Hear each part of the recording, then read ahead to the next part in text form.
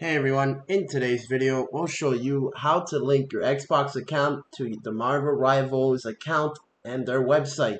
So, to get started, what you want to do is, on Google, you want to head over and type in Marvel Rivals. From here, you want to search for the Marvel Rivals page, not the Steam-powered one. You want to search for the MarvelRivals.com one.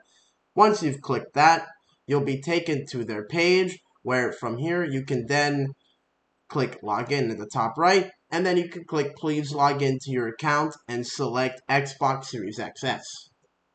Once you've logged in, you will then see your account linked at the top, and then after that, everything you do will be connected.